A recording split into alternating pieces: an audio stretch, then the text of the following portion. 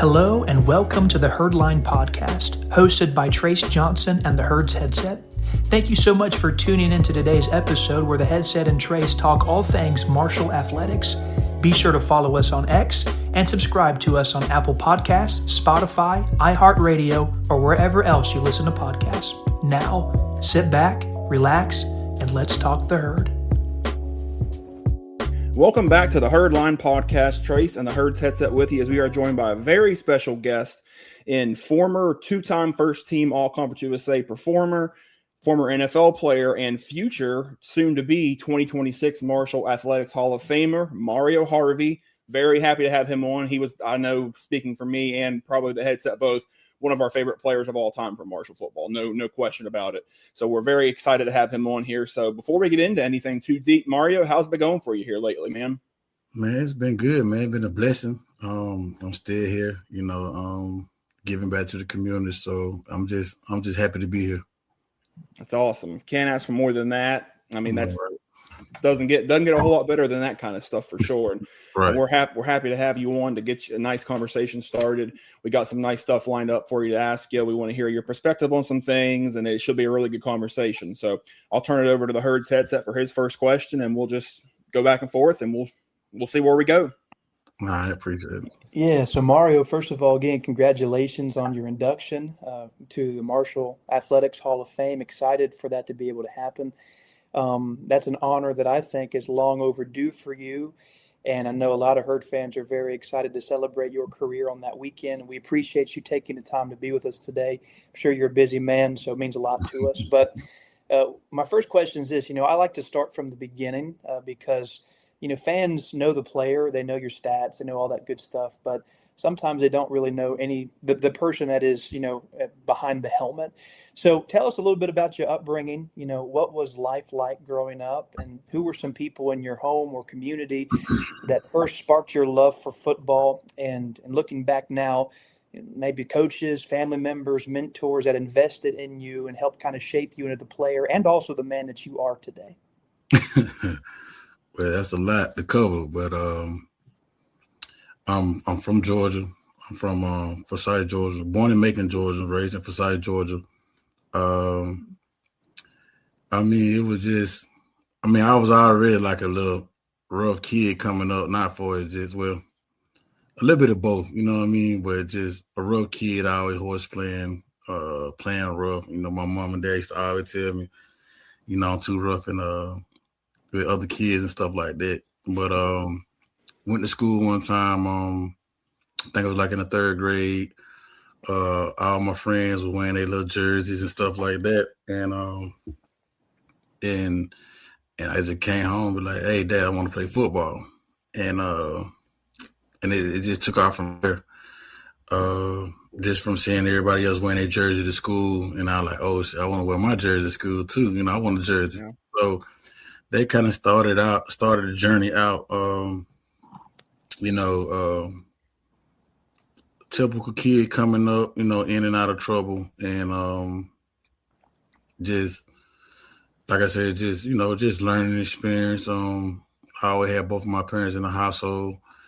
So I don't know why I was showing out, but I was, just a kid, just being a kid, and learning everything the hard way. But my dad definitely was a mentor for me as far as football. The longest I can remember, my dad used to be always screaming on the sideline. He was one of them dads, but it was really kind of molded me to who I was today, and a lot of people look at it as a negative point of like when you're a dad in your life and he's very hard on you and just trying to give you structure. And I go to a little bit more about doing the ceremony, but he definitely influenced me and was there with me, and it kind of stuck with me throughout my career. And like as now I'm a civilian ex football player, and that's one of the things a lot of people say in our community. Say, I remember your dad used to be on you, try to keep me in the right way because I'll veer left or right or whatnot. I got better when I got in high school, but the first early stages, elementary, middle school, I was doing a little bit too much. But my dad, my mom, I can really say the whole community. I always had a good support base. I can honestly say that. So it's a lot of people that played a part in my success. But I know my mom, my dad, my older brothers, all the way up to high school, my coaches, prep school, I was in it on my own on that one. It kind of swim and sink moment in that prep school situation. I got to Marshall. I set out my first year. I propped my first year.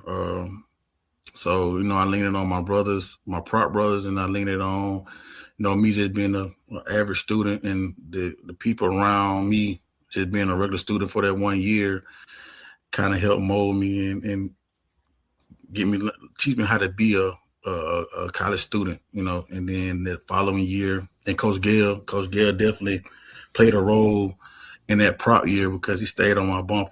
He was on me and, check in every day, kept me, just to teach me the way how to be where he made me make a transition of being a college athlete, and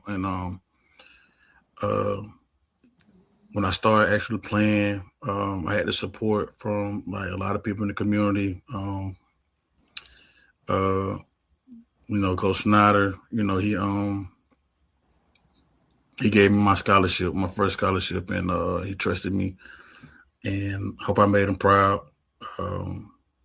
Coach Minner, Coach Dunlap was my first defensive coordinator, but I really grew close to Coach Minner throughout my career. He really molded me into basically the player I was at Marshall. Just learning the game in and out, just the IQ of the game, and just breaking down the game for as a system wise. Like, it's just one thing you can go out there and play football, you're athlete. When you start understanding the game, he really played that major role in my life to teach me the game, and it transpired to the NFL. Coach Holiday came in, and I'm always a humble guy. I keep my head down and just stay at work, never live in the present, but or try to what you want to call it, exploit my leadership more than what it is. So I kind of like came in, did my work, and went home. But Coach Holiday really gave me the keys and really jumped out there and trusted me off the rip. So I respect Coach Holiday. I think I had one of my best years with Coach Holiday for the preparation and the practices and the whole the all season workouts with Coach P. And it was just it. I mean, basically that's who I want to give a shout out to. Just try to give a little quick speed up version of it, but I'll probably go in there a little bit more in the ceremony though. I appreciate all them guys. I mean, the guys that I did mention, I don't do too much talking, but I appreciate every last one, especially my teammates throughout the years. So I don't want nobody to feel like they left out, but I appreciate everybody that played a part in my life, in my journey, and everything, on and off the field. Absolutely. I mean, they poured into you, and I mean, you got some great results out of it. Giving back, phenomenal player, and now getting ready to go into the Marshall Hall of Fame. So that's a pretty great story right there. Yeah. Yeah. So my first question for you is, I was pretty young whenever you first got to town. I was, I think, 12 or 13, at that time. So I didn't keep up with recruiting or anything at that point. So what were some of the schools that you were considering when you were coming up out of high school, and what ultimately kind of drew you to Marshall more than anything else? Coming out of high school, I wasn't highly recruited, just based off of I didn't like participate in too many camps and stuff like that. And like I said, I was just more so in just loving the sport, not looking too far ahead. I always just lived in the moment, and so I wasn't just really high recruit. I think I went to one camp, went to the Georgia Tech camp, and I had an offer from Georgia and Auburn. And, at the end of the day, like I said, I didn't qualify. So it was nobody's problem. It was nobody's fault. It was my fault because I didn't take it serious like I supposed to. And like I used to always get back to my youth, always take your schoolwork serious because you can be good, you can be amazing, but if you don't have your schoolwork in order, they're gonna pass you up, no matter how good you are. So, that definitely was my fault by just not taking my grades too serious and just thinking, okay, that's enough for me, to play or whatever. So it kind of beat me at the end, but also I got back on the right path and it led me to where I need to be. So I had Georgia and Auburn offered me out of high school and ended up getting dropped. So I went to Hargrave Military Academy in Virginia, and I'm a Georgia boy. And the only thing I kind of know about in the South is the city I'm from, Macon, Georgia, the city I grew up in, Forsyth, Georgia, and Florida. Other than that, I don't know anything about Chatham, Virginia. So I'm kind of like nervous, scared at the same time. So I ended up going to Hargrave and start. I was a no star coming out. Well, I think I was like a 1-2, but once you go to Hargrave, it kind of reset. I became I was a no star, and I was the only one starting on that defense, and I was surrounded by a bunch of 5 stars, and so then I ended up becoming a 3-star, and then I didn't get any type of, what you call say, I didn't get no type of attention too much early, but when I did my pro day, where they have like a little combine at the end of the year, and I ran my 40 time, and they were like, and then everybody just started coming knocking on the door. So Marshall, the one really stood out a lot, and I didn't give a shout out to Coach Jared Smith. He was there at the time, and the running back coach at the time, and he took a liking to me a lot, and he just consistent, man. Just called me every day of the week, asked me how I was doing, telling me what was going on, and what's going on in Huntington, and trying to give me a little background. Once again, I don't know anything about Huntington, West Virginia, so I'm at Hargrave, and we got limited time, so I'm like, it going in one ear out the other because I really don't know anything about it. So, but he was so consistent, man, and then my teammate Cody Slate, he was at Hargrave with me too, but he left early, so I really like Marshall based off of Coach Smith. He kept calling me and just showing me love, showing that he really cared and they really wanted me up there. So then Cody ended up going there. So that started making me make a transition over a little bit more to going to Marshall. So then I ended up coming on my visit, and then Cody came in the spring, and he made a big splash in the spring. So and like I said, I'm say a little bit more about it, the ceremony, but basically with Coach Smith and Cody really kind of got me to the point of like, okay, I'm coming to Marshall, and came on the visit. Came with a small town. I was like, they love football, so from South Georgia, it's kind of built the same way. Small town, football driven. Everybody love football, and that's the vibe I got from Marshall. And even though it was a small school, we played some big guys. So I knew for a fact that I had an opportunity to show, like, okay, a lot of y'all slip on me.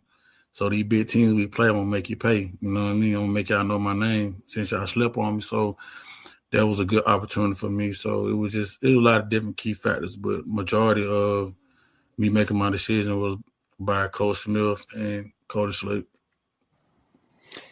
Yeah, hey, and make them pay you did. I'm just letting you know, like, I've said this for years, and I'll say it again. I believe that you're really one of the most underrated linebackers in all of Marshall football history. When you look at your resume, there's quite a few things that stand out. 2-time first team All Conference USA, 181 solo tackles, 239 assisted tackles, 36.5 tackles for loss, 21 sacks, 6 forced fumbles. One of those was recovered for a touchdown and also an interception. Those aren't just good numbers. Those are elite numbers. Okay. I appreciate it. We remember very fondly here.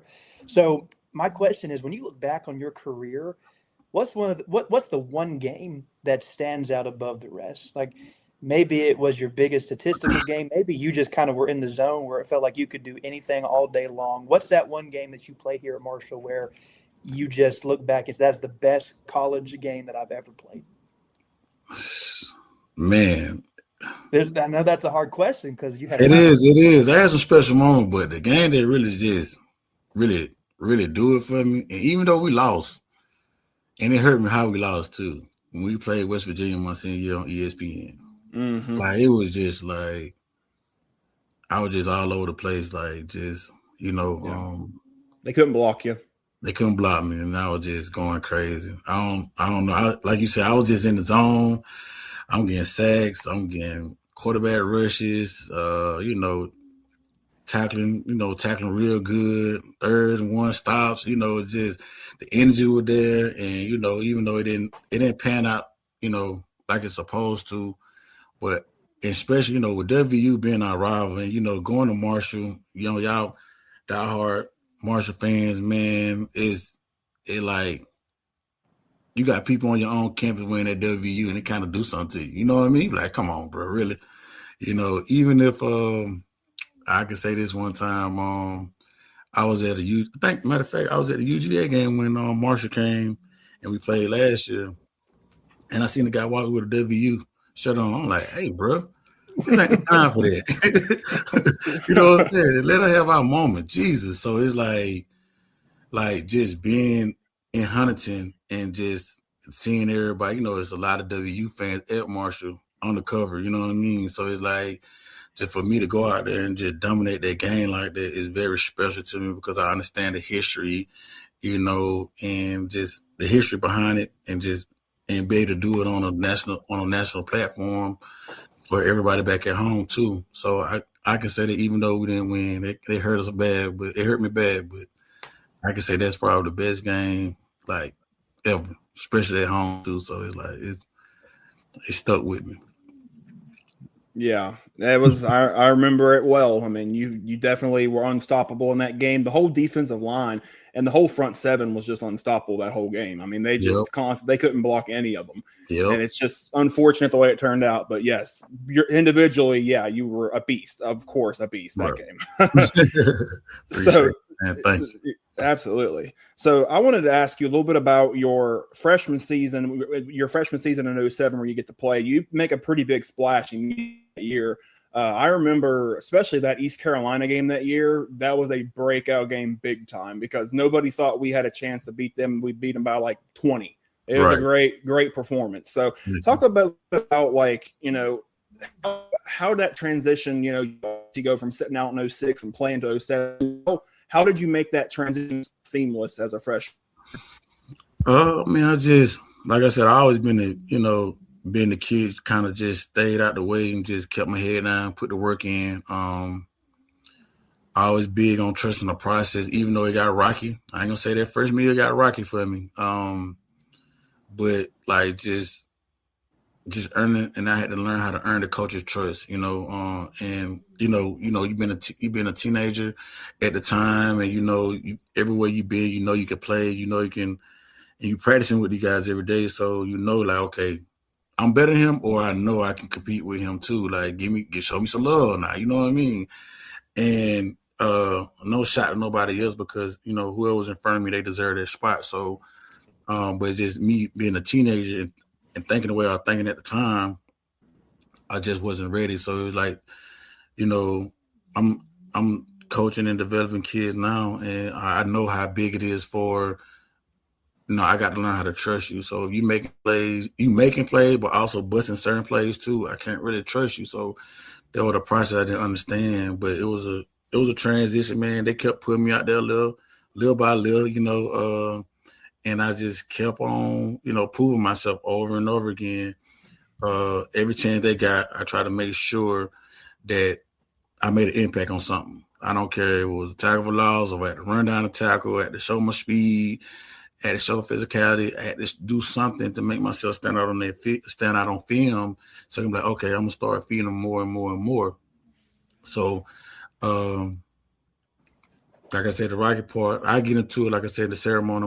I wish I'll be there so y'all can hear the story, but I go in depth a little bit more about it. But this one game, I think we played Tulsa in Oklahoma at the time. It was I think it was a Thursday night game. I know it was during the week, but they got me out there 10 plays, and I had 5 tackles out of 10 plays. And, and the coach was like, man, we got to get you on the field.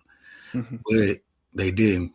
But unfortunately, something happened with one of my teammates, and that caused him to get kicked out of the team. You know what I mean? And I was the next man up. So that game came up, East Carolina, and I went crazy out there. I think I got 2 sacks. I don't know, I was about 10, 11 tackles or something like that, but it was crazy. And then we were playing against the Chris Johnson, so they kind of threw me to the wolves on that. I was kind of nervous because I know what he brings to the table, and shout out to him and praying for his, his situation, and hoping, just keep praying for his situation and hope everything work out for him. But man, that's where you get into, like, you jump in the fire and you got to play a player like that. You're like, oh, Lord have mercy. But and you're a freshman. I'm like, well, I don't want him to burn me, shake me in the open field. So I got to be on my game, but we did a great job stopping them that game. So, but yeah, man, East Carolina was my first crazy game, my first start. And I tell the kids every day about trusting the process. And I didn't get my start towards the end of the year. And I didn't look back. Once they called my name, I was ready. I grew up, I matured a lot. And when they called my name, put me on that big stage, I did what I did, and I never looked back. Yeah, and I tell you what, one of the big things that I feel like really has helped you be prepared for the Chris Johnsons of the world and different things is, man, you were on a team with some really talented guys. Your locker room, the people that you play with, Albert McClellan, Doug Legursky, Cody Slate, Lee Smith, Darius Marshall, the list can just go on and on of just really, really good players, NFL talent caliber players. So who were some of those teammates that kind of became almost like an assistant to you? Like you went to with them every single day at practice, and they made you prepared and ready for those big, big time moments and big time games that you had on Saturdays. Man, it's crazy because I was going, they were going to be one of my points too, to give a shout out to my teammates. It's crazy that you said it, but man, I had some amazing players around me, like a lot of talent. A lot of my brothers deserve a shot in the NFL, and it was just, if it wasn't for them, like, I wouldn't be who I am today. It's different background, different, like, I got guys from California, they brought stuff to the table. You like, boy, this boy quick, like, Chuck,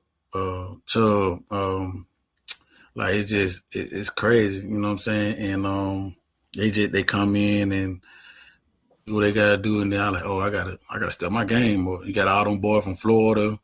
I don't know how Marshall be putting in a lot of Florida guys. I don't know how they know how to make that trip, but man, you got them boys from Florida coming in with the speed and and like, just the whole competitive nature.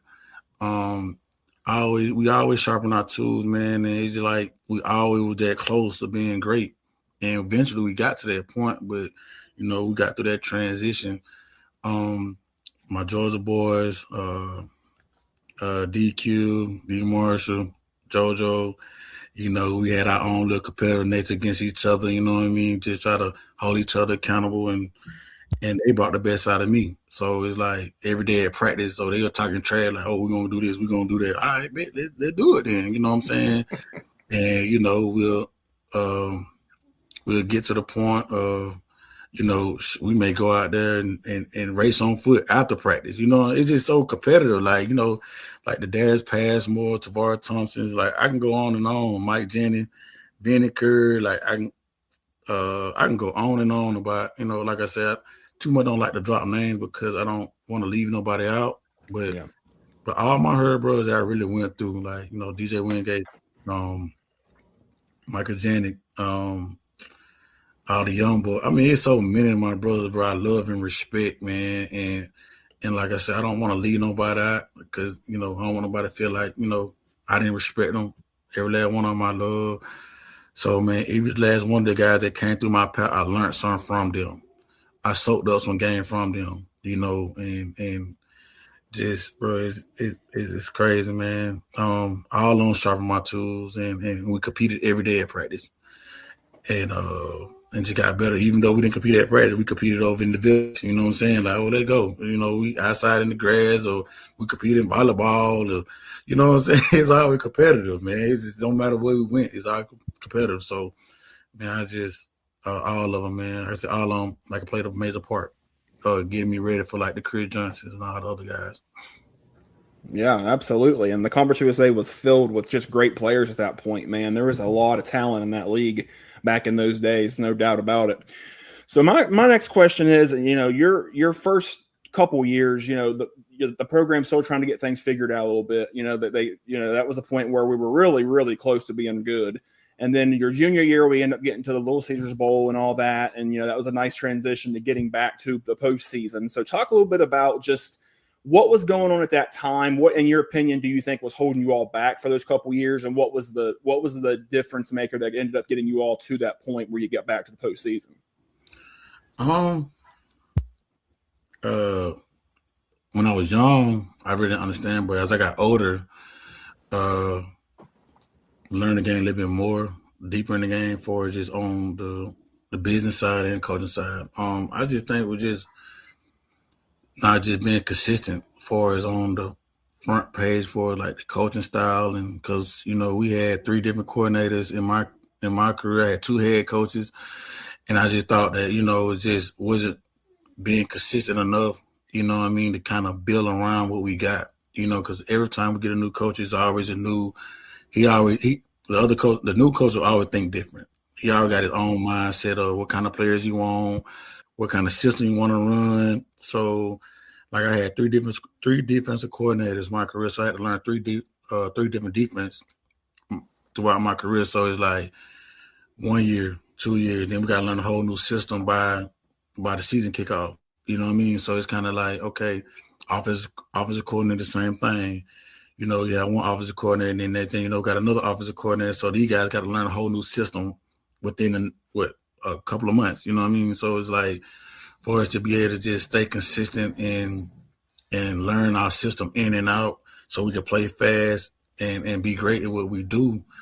I think that's what it was. I think we had some pretty good coaches, but I'm not in the front office or what's going on with the AD or nothing like that. So I'm not finna step outside my bounds. But me as a player, it's kind of hard for us to be great. We always switching up, and we seen a lot of success when Doc Holliday came in and stayed consistent. Shouts out to him. So it's just like, just being consistent, just trusting the process. And I know we all into it for the win, but at some point, we gotta stay down till we come up. You know what I mean? So I think that's the biggest thing. Just a lot of coaches in and out, and like you said, we teenagers, and we got a lot of stuff going on back at home. And like when you come to a situation like college, you got to humble yourself, because this guy next to you, he was the top guy in high school too. So it's like, you got a lot of people that be like, hey man, I deserve to start. I do this, I do that.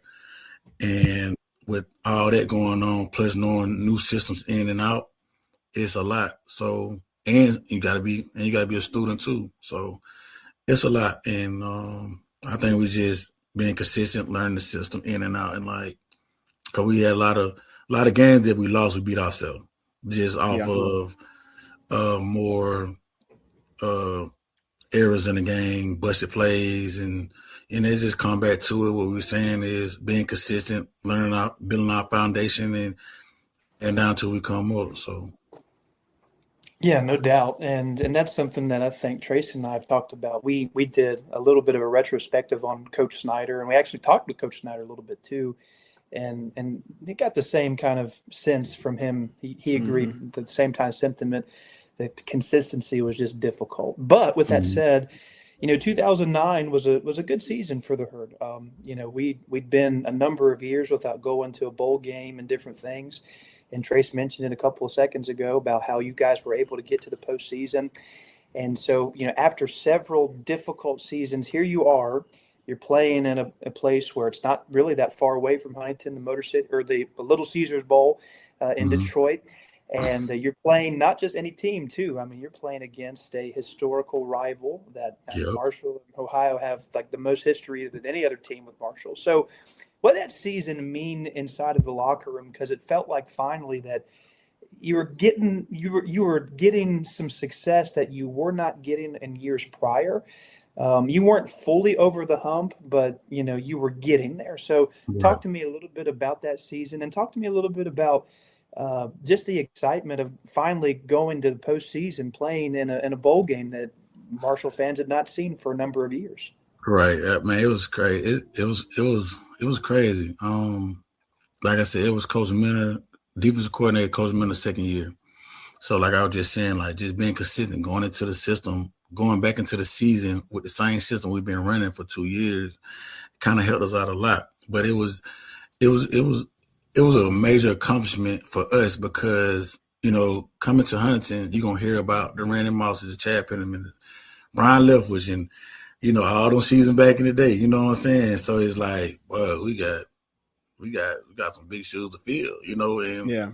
and we always took pride in it. And Coach Snyder came in, and eventually Coach Snyder got fired that year. But Coach Snyder was always consistent. Like I said, he brought Coach Miller in and some more staff around him. And like we locked in them 2 years, man, we seen a lot of growth. And we had a bond. And like I said, we were so consistent. It wasn't no changing and nothing like that. So, and we had a bond, we had a brotherhood. And honestly, when we got to that goal, like, oh boy, we can get to a bowl game this year. We're like, all right, but we're gonna turn up. You know what I'm saying? We're gonna put it all out there and let the chips fall how they fall. And then we end up to get an opportunity to go to the Little Caesar Bowl, man. It was a good accomplishment because I felt like, okay, boom, we did something. We didn't win the whole thing. Like I say, that whole year, we were so close, you know what I mean? And like I say, it was like to win a conference championship or go to a conference championship. But like they used to say, our destiny is in our hand, you know what I mean? So, we kind of dropped the ball on certain things, not because we didn't have the talent, but we just made just some mistakes or whatever. But when we got a chance to get to that bowl game, man, we turned up, man. We soaked it in, man. It was a great feeling, you know what I mean? It was a great feeling. Yeah, absolutely. I mean, it was a great accomplishment at that point. Hadn't been to a bowl since 04, hadn't won one since 03, so Right. or I'm sorry, 02. So Right. it had been a while. So that was a really nice step in the right direction for the program, no doubt. So my next question is, and I think when we were looking at each other's questions, I think we kind of have a very similar question. So this will probably knock out one of yours. But my question is talking a little bit about the Mark Snyder to Doc Holliday transition. You were one of the few players that were able to, make that transition from Coach Snyder to Coach Holliday. How much did things change for you as a player? I mean, obviously you had a phenomenal year, but how much did like the ins and outs of the program change at that point? What kind of things, mindsets, maybe some different philosophies? What were, just talk a little bit about just the differences in the transition between Coach Snyder and Coach Holliday. Coach Snyder was, I think both of them guys was a player coach. Coach Snyder, Coach Snyder, he's a great coach. He laid back more than anything. He laid back. He mean business, but he's laid back, and like he demanded greatness to us. But like I said, he was a player coach, a good guy. He did a lot for me. But Doc Holliday was a whole different animal, like you know what I'm saying, coming from like Florida. And they were kind of like the Urban Meyer era. So he came in with all that. He came with all that energy behind him. So like whatever they had is crazy because, and I ain't trying to take nothing from Coach Snyder because he worked his art, but it was just two different levels. So if you go back and look at the documentary on about the Florida Gators, what is on Netflix? I think. Yeah, Kings. Yeah, so you look at that documentary on that Florida Gator stuff, and everything you see what they did, that what Coach Holiday brought to us. So I'm like, it was just stuff that we didn't even like. Like I said, we work hard with Coach Snyder. Don't get it twisted, but Coach Doc Holiday brought a whole nother level to it, like tucking in your shirt, be on time, not going out. And I ain't saying Coach Snyder promoters going out, but like Coach Snyder always gave us that choice, like you're gonna do the right thing or you're gonna do the wrong thing. I'm not here to babysit you. But Coach Holiday, you're not going out and you're not going out and you're gonna go work out. You know what I'm saying? That Saturday night, like for real. Like we used to walk around and be nervous, like, oh Lord, we drinking water. Well, we drink water anyway, but we gotta make sure because we're gonna have that Saturday night workout. Always held us accountable. If one guy messed up, the whole group had to go work out with him. I remember sometimes we end up about to fight because one guy messed up and we all got to come down on a Saturday night. You know what I mean? Especially when that night we had to work out. Then we had to Saturday off and somebody messed up in that group. He made sure we all had to come to that workout that night. So it was like, and like the staff he brought around us, and you just look at some of his, and you go back and look at some of the staff that's coaching now.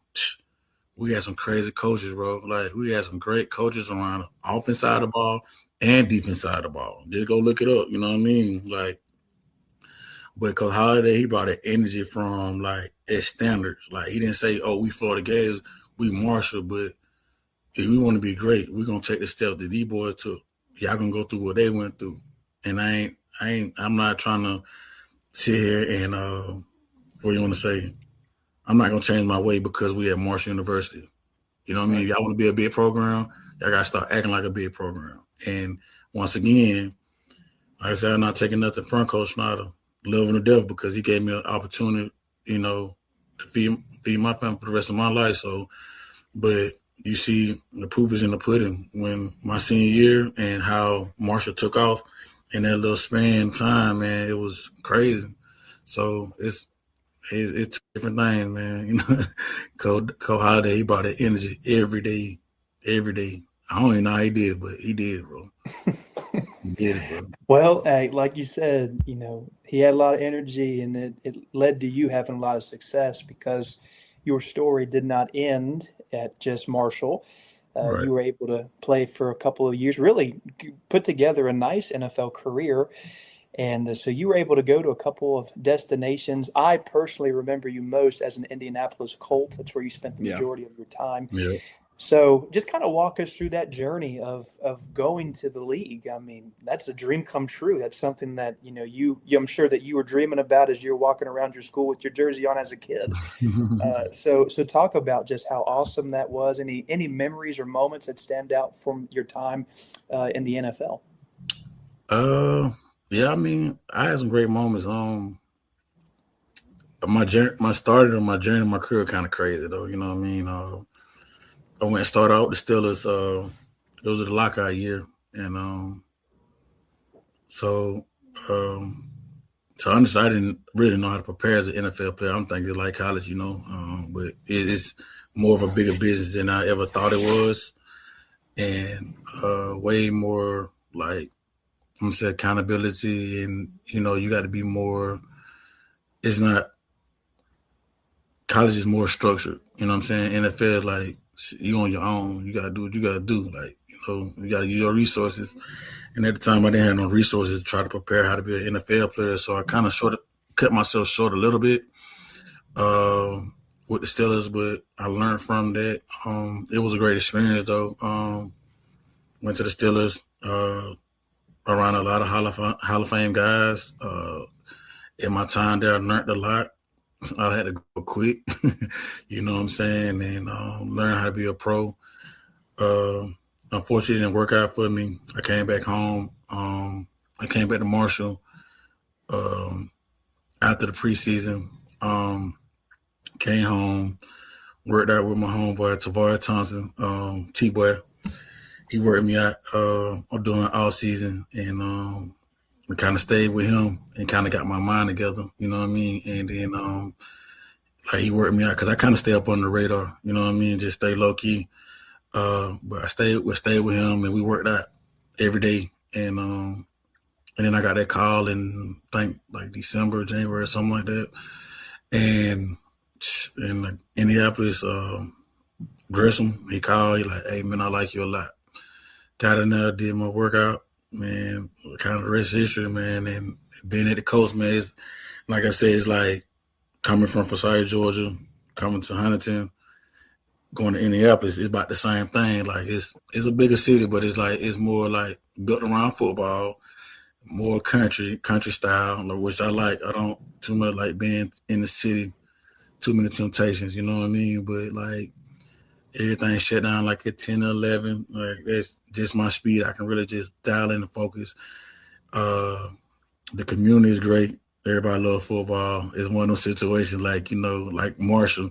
Yeah, I about to random Marshall, Chad Penniman, Brian Leverage. When you go to Indianapolis, you want to hear about, the Red Wayne, the Toro Holes, and Friend, and of course, Payne Manning. You know what I mean? You're going to hear that. So, like I said, we had some big shoes to fill when I got there. But man, it was a great experience, man. And get a chance to share a locker room again with Amari Bradshaw. That was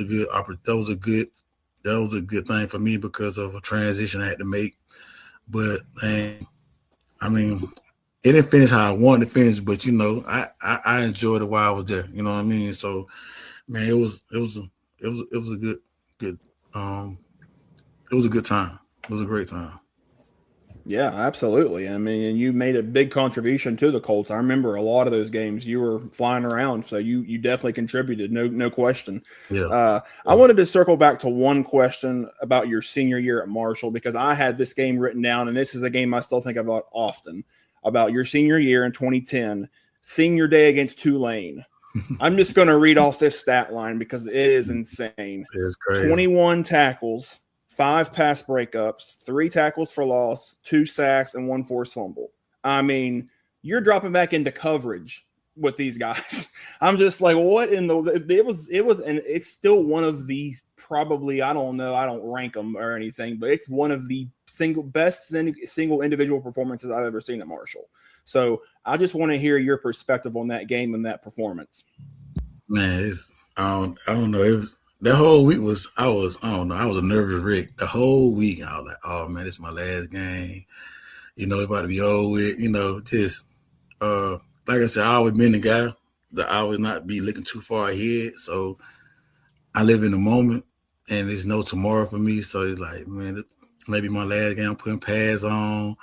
They used to have this thing at Marshall. I don't know if they still do. But, they like, the scenes come out and walk, and then they play the End of the Road Boys and Men song. So I'm like, well, it's over with.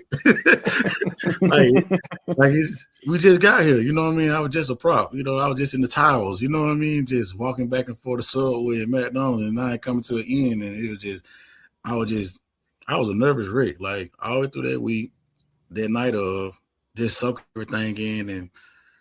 And when I came out and I saw my family and I got a chance, hug my mama.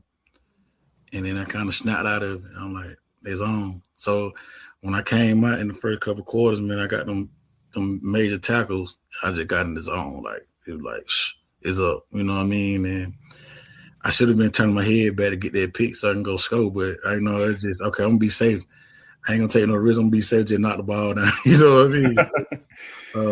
Man, it was just, I just got in the zone, man. It just living in the moment, man. It's just last time on that field and all the work I put in to get to that point. And I just wanted to give the fans something to remember me by. So I was just getting out there. They sure remembered you. Yeah, like I said, no doubt we remember you. You are, again, just a legend here. And we definitely appreciate everything that you've done. So, let me just kind of go after football now. So for athletes, you, like you mentioned at the start of this podcast, you're kind of a civilian now. You're no longer on the field. So what does life look like now for Mario Harvey on a daily basis? What career path have you gone into? How's life been since football? And what are you passionate about now that you're not playing on the field anymore?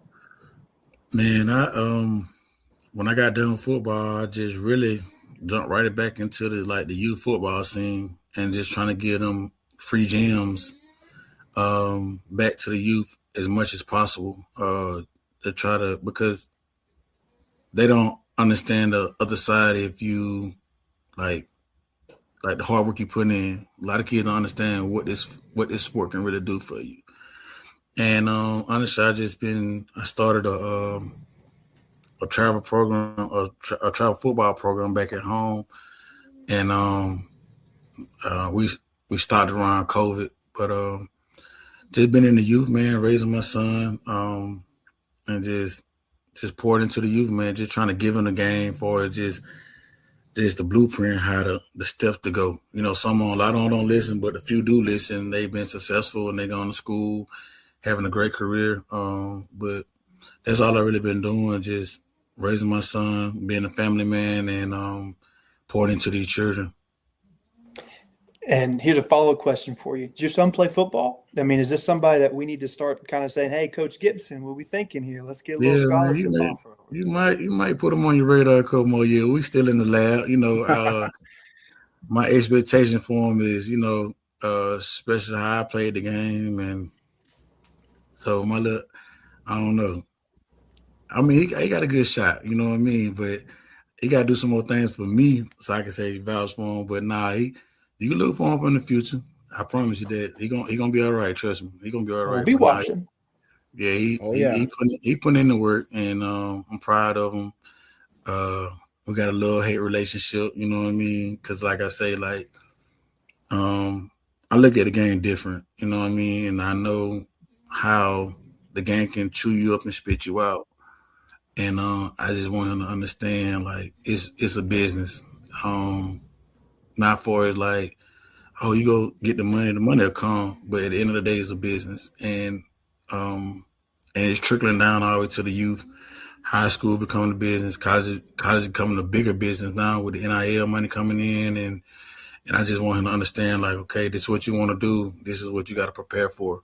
But he doing a good job buying in, and he's an upcoming 7th grader right now. And he put in the work. Y'all gonna see him soon. He got a little social network, so y'all can go there and glance and check him out. Let me know what you think. Yeah, man. Hey, I mean, I could say that would be a pretty awesome thing if we see another Harvey running around in green for the next few years. I mean, I'm just saying, that would be awesome. That would be awesome. Yeah. So I think I just have one more question for you. It's kind of just a two-parter because I just want to hear your perspective. But the first part of the question is, I want to hear talk a little bit about what your feelings when you found out you were going into the Hall of Fame. What went through your mind, all the emotions, whatever went through your mind there. And then the second part of the question has to do with a little bit of current Marshall football. What is your just opinion on the state of the herd right now? So kind of like a two-parter there for you. Like I said, I was going to talk about it in the ceremony, but I can do a little short version. When I found out about it, actually, I was at my son's football practice, middle school football practice that morning, and Cody actually called me like, "Congratulations!" I'm like, "Congratulations for what?" Like, you know what I'm saying? And he's like, "Man, you in the Hall of Fame?" I'm like, "What?" He's like, "Yeah, bro." They ended up both of us in the Hall of Fame. I was like, "Oh, that's crazy." It's crazy, but man, at the time, my son was just getting out of practice and he was just getting in the car. So he got in the car. I looked up. I said, "Hey, boy, they don't put your dad in the Hall of Fame." And he had that little smirk on his face, started smiling, and we both of us kind of like just, you know, just praising each other. Like we were just happy for each other just in the car. You know what I mean? Like, you know, my son like my new best friend for real. You know what I mean? So like for me to be in that moment and in the car with my son and sharing that moment with him, that meant a lot to me. But you know what I'm saying? So, but to your second question on the current Marshall situation, man, I think we got what it takes. You know, like I say, Coach Harvey came in, made a big splash, and he had to go do whatever he had to do to go further his career, which is understandable. But I think we could always get talent in, and I think we just need to be more consistent, so we can kind of build that foundation again. But I think we right there. Like I seen when we played Georgia, regardless of what the UGA fans down here in Georgia say, but I think we had our own, and I watched them throughout the year. I think we just had a defensive end, just got drafted last year. Mike Green, yeah. It's crazy. That's what I'm saying. Like, I think and I know it's a lot more talent because I came to practice 2 years ago and I seen the talent around, and like never been a problem for us to get talent in. We just got to find a blueprint to keep them here, and like I say, stay consistent around the coaching staff, and just build one brick at a time. And I think we okay. We always on that edge anyway, but I just think we just got to stay consistent and build that foundation. You know, we already got a foundation, but just continue to build and be consistent with it. Yeah, hopefully so. We're hoping for big things this year, and we'll Yeah, me how, too. I'm always wearing my green. Like, you know, don't you see me in front of the TV with my Marshall stuff on, you know, streaming at the TV, you know. Yeah, you know. I don't do too much posting, but you know, trust me, I be here looking at Marshall. I be getting my son in, but you see what I'm here doing, baby? You know what I'm saying? Oh yeah. That's But good. Hey, yeah. I've got one last thing for you. It's not really a question, but I grew up playing, the NCAA football video games, and I'm 28 years old, just kind of giving you an idea of how old I am. So like whenever you were playing, I was kind of young at the time. So I mean, this is like my heyday of playing the games. And so I just thought you'd like to know this, I used to user control number 30 Mario Harvey all of the time. And I did it so much so that you won the Heisman Trophy one of the years that I was playing with you. And so, I mean, I was just wreaking havoc. I was just, all over the field as a kid. And I thought that you'd like to know that. But in all in all seriousness, though, on behalf of all Marshall fans, I just want to say thank you for really everything that you did for our university, for our football program, for us as a fan base. And again, really congratulations on going to the Hall of Fame. It is an incredibly well-deserved honor that you most definitely have earned. And I cannot wait to be sitting in the Joan here soon and being able to watch you walk out on the field with all the rest of your class and cheer you on, let you get that recognition. But just know this, that you are incredibly appreciated around Huntington, and I hope to be able to see you very, very soon come back to Huntington. All right, man. I appreciate y'all. Thank y'all for having me. Thank you, Mario. We appreciate your time, and unless you got anything else to add, we're pretty much done, man. No, I'm good, man. Go Herd, baby. Go Herd. Go Herd. We look forward to seeing you at the Joan this fall and your induction and everything. So we appreciate your time. Go Herd. All right, see y'all later. Thank y'all. Thank you.